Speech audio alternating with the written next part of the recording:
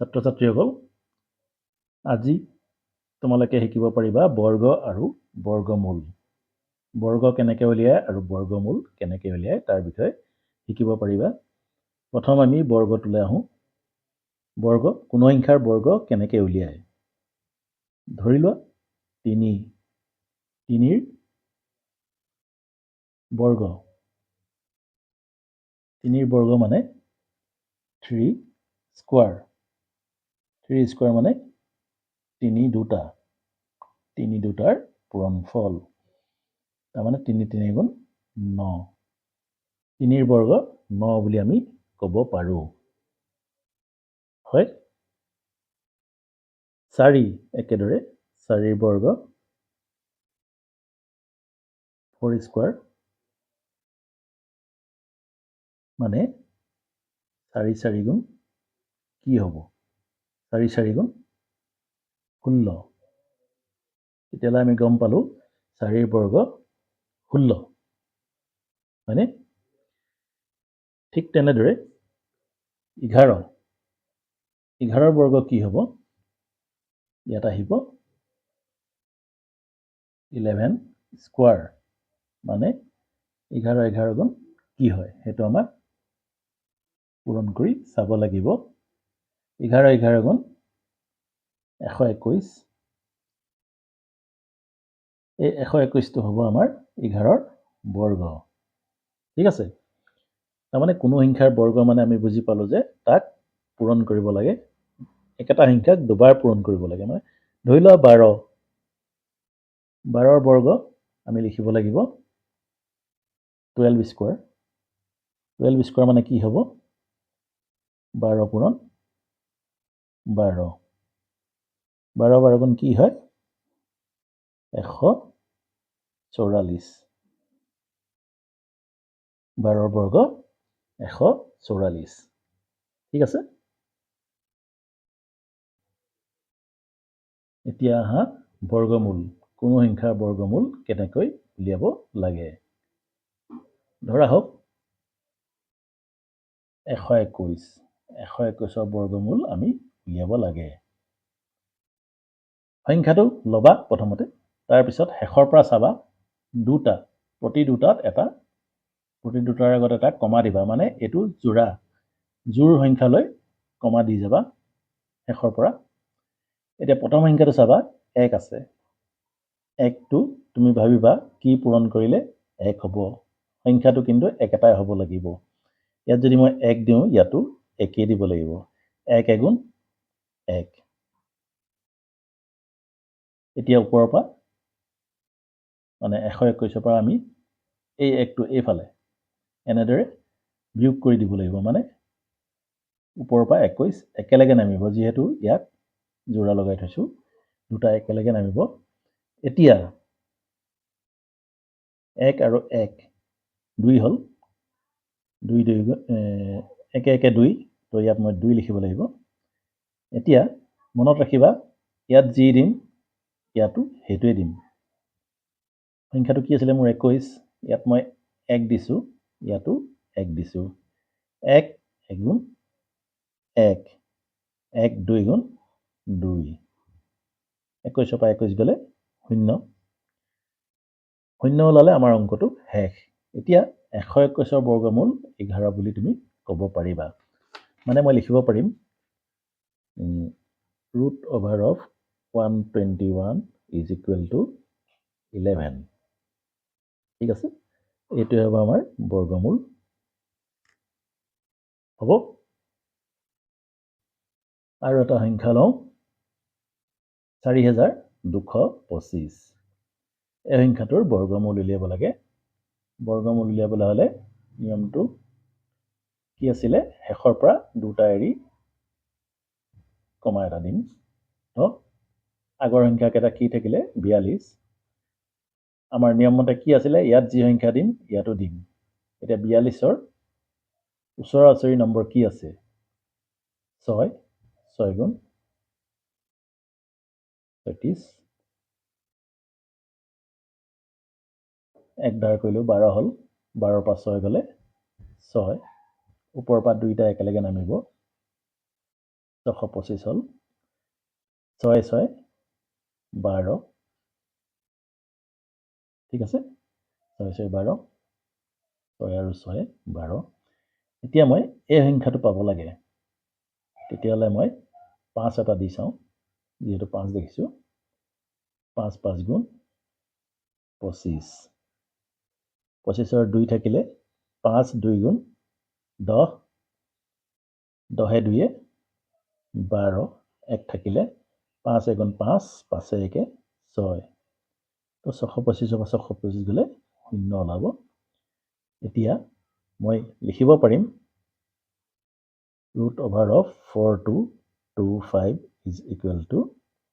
কি পালো 65 এনেকে বৰ্গমূল উলিয়ায় আৰু সংখ্যা লম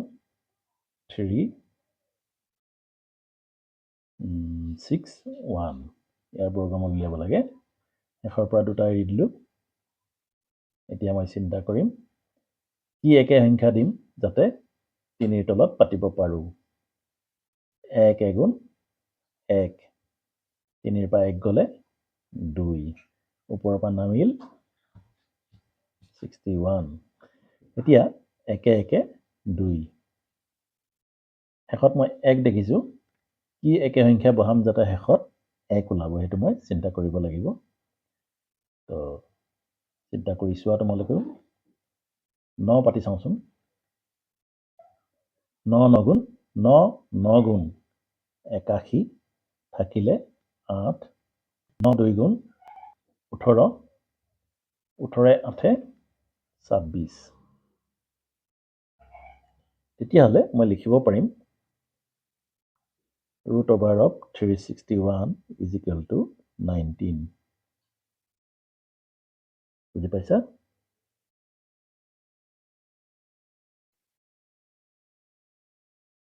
এশ 12 ওলালে মই লিখিব পাৰিম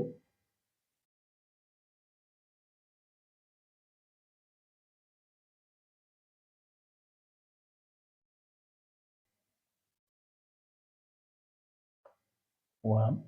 7 4 2 4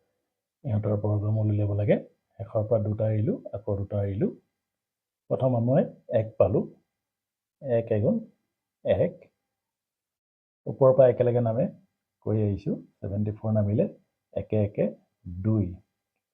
এতিয়া শেষত মই 4 দেখিছোঁ চিন্তা কৰিম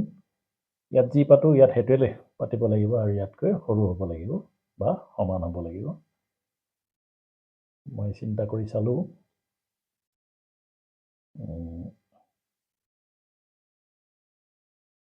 3 3 গুণ 9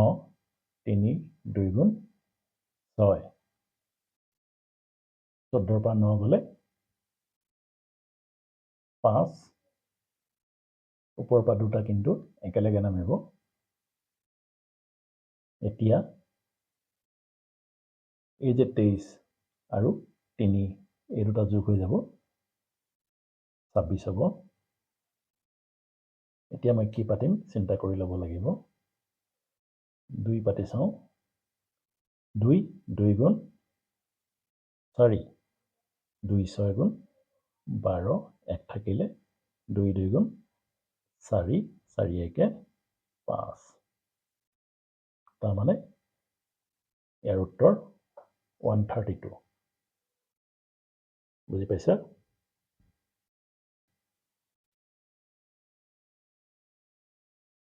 6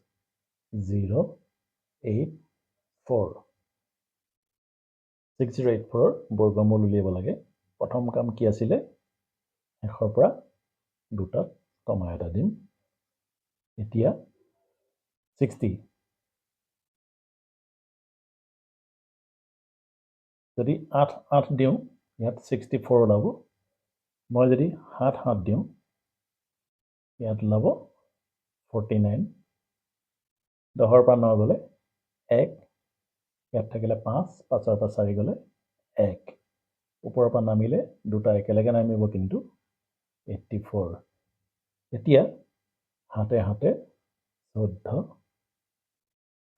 শেষত মই দেখিছোঁ 4 আছে শেষত 4 ওলাবলৈ হ'লে মই কি একে সংখ্যা দিম যাতে 4 ওলায় মনত এটা নাম্বাৰ আহিছে 8 8 8 64 থাকিলে 6 8 4 গুণ 32 32 6 38 হ'ব 38ৰ 8টো বহালোঁ 3 থাকি গ'ল 8 এগুণ 8 8 3 11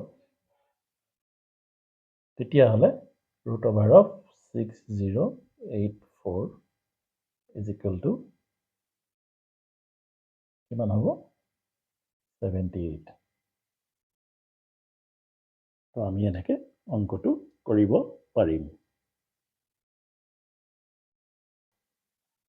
1764ৰ বৰ্গমূল উলিয়াব লাগে বৰ্গমূল উলিওৱাৰ প্ৰথম নিয়ম আছিলে শেষৰ পৰা দুটা এৰিব লাগিব কমা এটা দিম তেতিয়াহ'লে আমি প্ৰথমত কি পালোঁ 17